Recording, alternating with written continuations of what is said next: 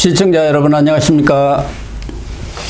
2월 1일 시사정담 시작하겠습니다. 시청자 여러분, 민주당은 전당원 투표를 통해서 선거제에 대한 입장을 최종 정리한다는 방침인데요. 이종근 전 데일리안 편집국장님과 그 속사정을 알아보도록 하겠습니다. 이 국장님, 네.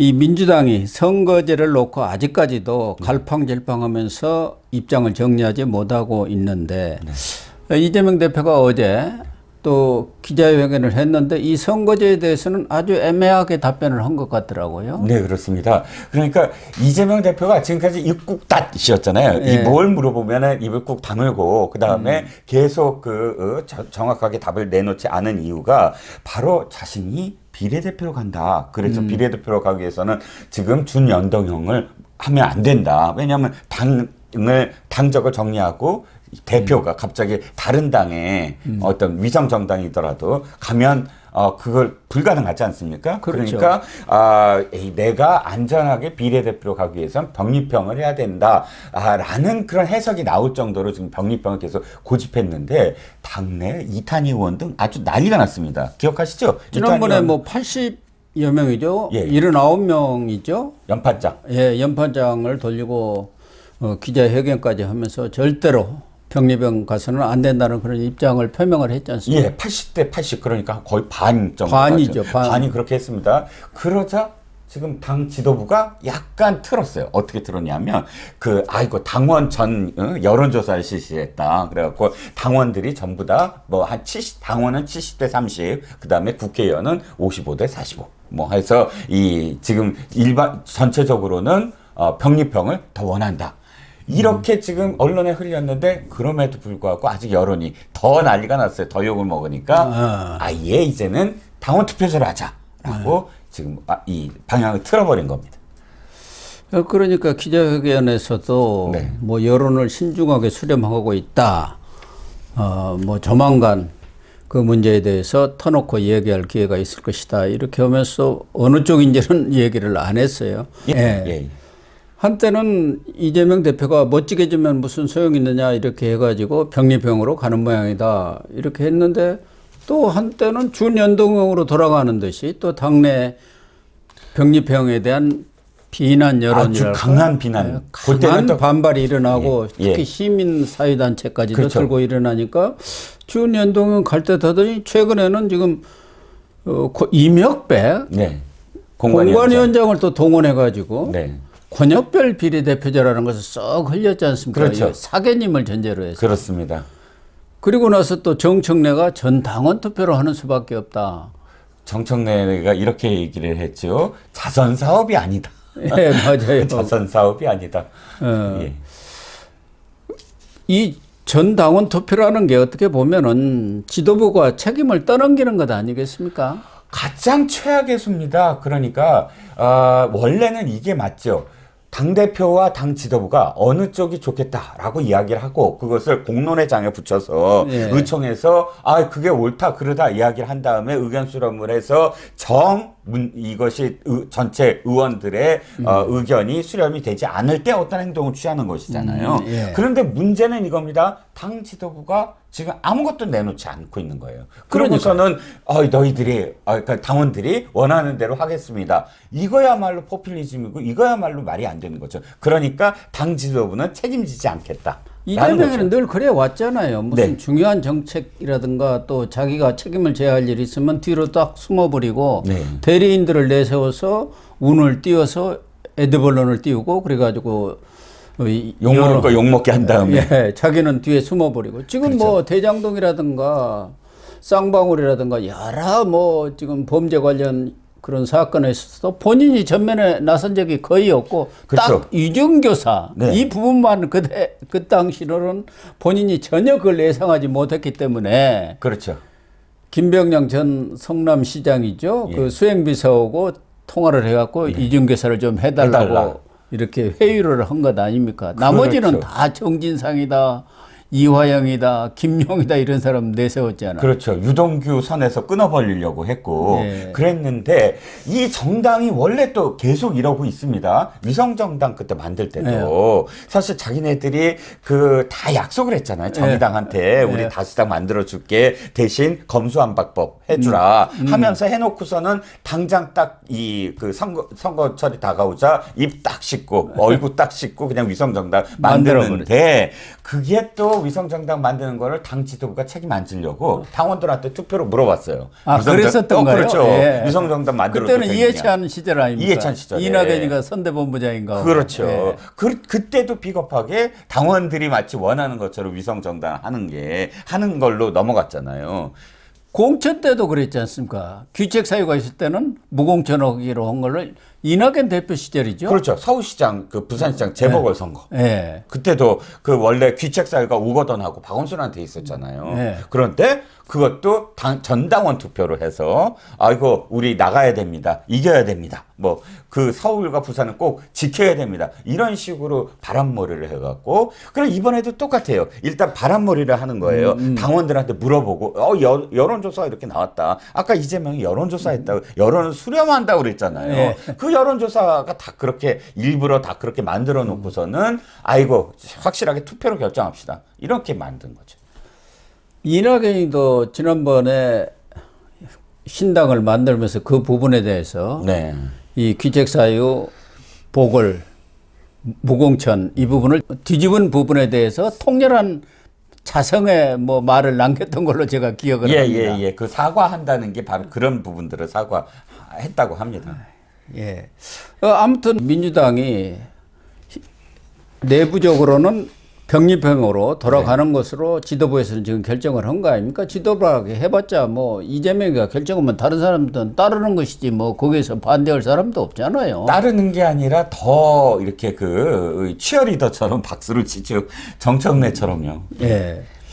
그러다 보니까 유인태 전 청와대 정무수석이죠. 네. 국회 사무총장도 하신 분이고. 네네. 삼선 아마 하셨죠? 네네.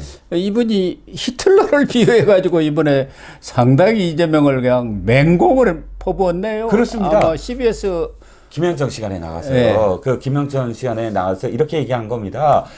국민만 보고 가겠다. 국민의 뜻에 따르겠다. 이렇게 하는 건 히틀러가 그랬다는 거예요. 네. 그래서 김현정 그 앵커가 히틀러라고 말씀하셨어요? 하고 이제 좀 여당 그쪽 그 패널이니까 여당 대표를 지금 히틀러에 비유하는 거 아니겠습니까? 그러니까 이렇게 얘기합니다. 히틀러야말로 자신의 그런 어떤 뭐 홀로코스트를 하던 아니면 세계 전쟁을 일으키던 이런 것들을 전 국민의 뜻이다. 라고 선전선동을 한 다음에 그 전 국민의 뜻이다 하고 갔는데 이번에 바로 당원 투표를 하는 게 얼마나 사실 이게 안 되는 진짜 말이 안 되는 일인지를 아주 조목조목 유인태 전 의원이 얘기했더라고요. 가장 크게 얘기한 게 이겁니다. 7차례씩이나 자신의 SNS 등 또는 공약 등을 통해서 이재명이 그렇게 얘기했다는 거예요. 다수당을 만드는 게 대통령 선거에 당선되는 것보다 더 중요한 일이다. 라고 이야기하면서 선거구제 등 이런 것들을 개혁을 해서 우리나라의 그런 정치를 바꿔야 된다. 이렇게 계속 7번이나 말했던 사람이 갑작스럽게 이렇게 자신의 어떤 그런 안위와 관련돼서 이렇게 선거구제를 바꾸려고 하는 것이 더군다나 자기가 얘기하지도 않고 당원들한테 떠넘겨갖고 그거를 만들어 나가는 과정 이건 있을 수 없다라는 이야기를 했습니다. 그러니까 유인태 전 정무수석의 얘기대로 하면 히틀러 방식이고 그것을 전달을 하고 이렇게 홍보 선전한 사람이 괴벨스 아닙니까? 네네. 그러면 이재명에서는 정청래가 그 역할을 하고 있나요? 괴벨스 역할을?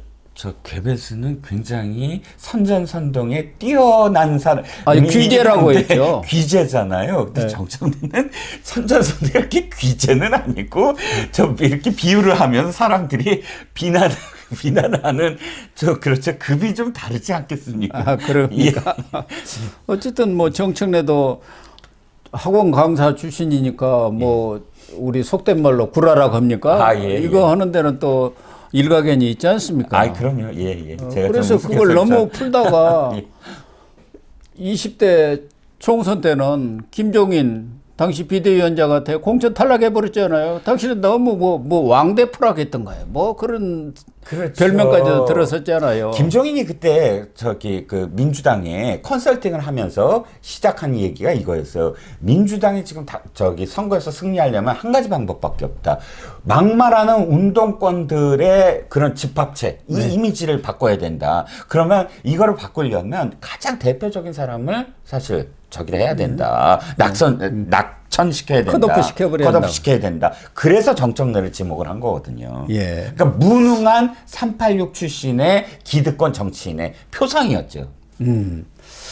그 지역에 어쨌든 김경률 비대위원이 국민의힘 나간다니까 그 지역도 어떻게 선거 결과가 될지 정말 관심사인데 어쨌든 이렇게 병리병으로 가다 보면은 이제 제3지대라고 우리가 이야기하는 뭐 이준석 신당이라든가 이낙연 신당도 있지만 기본소득당, 정의당 뭐 아주 그냥 자잘한 정당도 거기에다가 조국 신당도 지금 만들려고 하고 송영길이도 깜빵에 앉아가지고 옥중창당한다 소리는 난 처음 들었는데 그렇죠. 뭐 그런 사람들이 다 이 준연동형을 겨냥해서 지금 그렇죠. 신당을 만들려고 하고 있는 거 아닙니까? 준연동형은 그 훨씬 더 진입이 가능하고요. 예. 예, 소수당들에게. 그러면 이 사람들은 타격을 엄청나게 받는 거예요. 이제부터 상당히 변할 겁니다. 상당히 여러 가지 어떤 그런 성격들이. 왜냐하면 지금은 1인 정당, 1인 정당 하면서 나오겠지만 앞으로 물론 못 나올 어떤 상황들이 많아요. 예를 들어 송영길 같은 경우는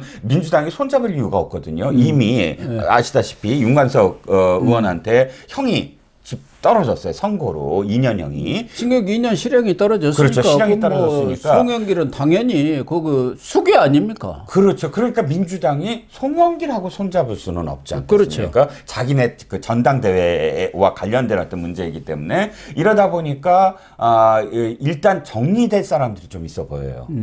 이 준연동형만 바라보고 뛰어든 사람들. 그 다음에 제3지대는 확실히 영향을 받을 것 같아요. 제3지대가 사실 지금 크게 세 그룹이 아닙니까? 그러니까 양양자와 이준석, 그 다음에 이낙연과 탈당 3인방이 함께, 그 다음에 금태섭인데 이 사람들이 계속 안 뭉쳐지는 이유 중에 하나가 준연동형이에요. 그렇죠. 예, 준연동형을 바라보고 있다면 사실 이질적인 사람들은 꼭 안 묶여도 돼. 지역구에서 비판받거든. 예를 들어서 호남을 출신하는 이낙연 쪽이 예를 들어서 영남을 얘기하는 대구를 얘기하는 이준석과 손잡았을 때 각각 자신의 어떤 지지 계층으로부터 비난받을 걸 생각하면 일단 이거 거리를 두자, 우리 준연동도 생각하자 했는데 지금 지역구를 생각해야 되잖아요. 무조건. 예. 그렇습니다.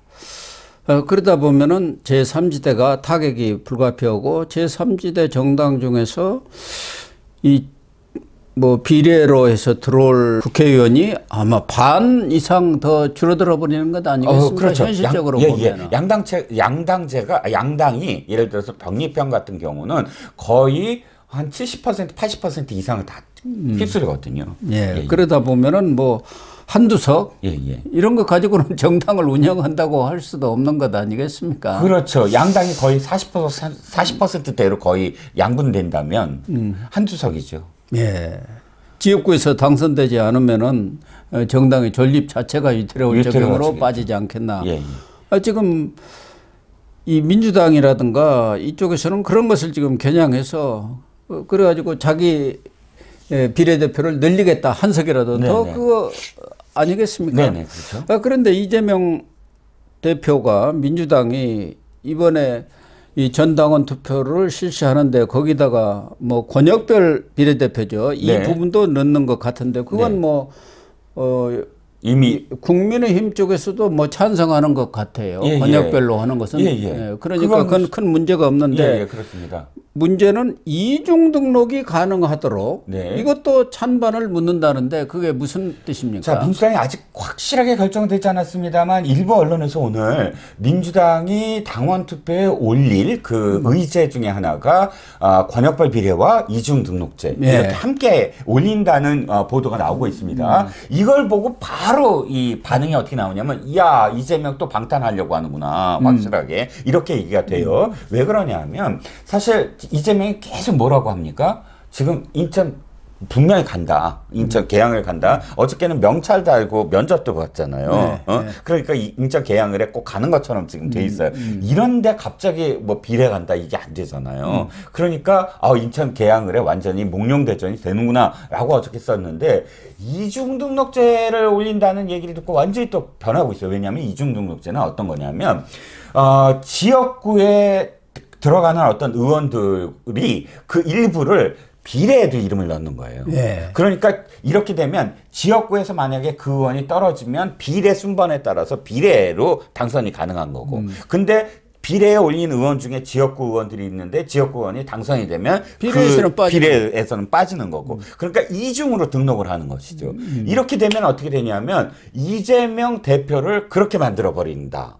그럼 이재명이가 인천 계양에도 등록하고 비례대표도 등록해가고 가능하는 거죠. 계양에 떨어지면 비례대표로 가고. 비례가 되는 거죠. 이야, 이런 꼼수가 어디가 있습니까? 그렇죠. 양다리 딱 걸쳐놓고 무조건 금배지는 달아야겠다. 그렇죠. 무조건 나는 감옥 가기 싫다. 이런 얘기죠. 과거에 이제 석패율제도라고 해갖고 호남이나 영남에서는 네. 정말 타당이 당선되기가 거의 불가능하니까 지역에서 아깝게 떨어진 사람들을 비례로 구제하자는 그런 차원에서 얘기인데 이것은 이재명을 구하기 위해서 그렇죠. 이중등록제를 만들자 그 얘기 아닙니까? 그렇습니다. 이것도 지금 오늘 완전히 또 와글와글거리면서 비판이 뭐 이어지고 있는 대목입니다. 아무튼 뭐 이재명이가 전에는 사이다라고 했는데 최근에는 완전히 고구마로 변해가지고 뭐 의사 결정장애라고 합니까? 뭐 그런 병이 있잖아요. 그렇죠. 그런 것 같아요.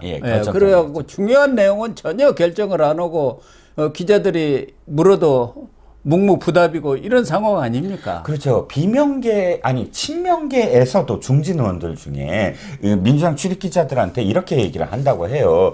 아니 이거는 정말 병립병을 가고 싶으면 딱 나서서 병립병을 가자고 대표가 얘기해야 된다. 그래야 따를 사람은 쫙 따르고 또 옆에서 도와주고 뭐 하면서 전체적으로 같이는 이제 욕먹을 건 욕먹어 줄 수 있는데 대표가 그걸 하지 않는데 누가 나서서 위험부담 리스크를 지지 않겠다는 얘기 아닙니까? 그러니까 전체적으로 나를 따르라는 게 없다는 거예요. 이재명이.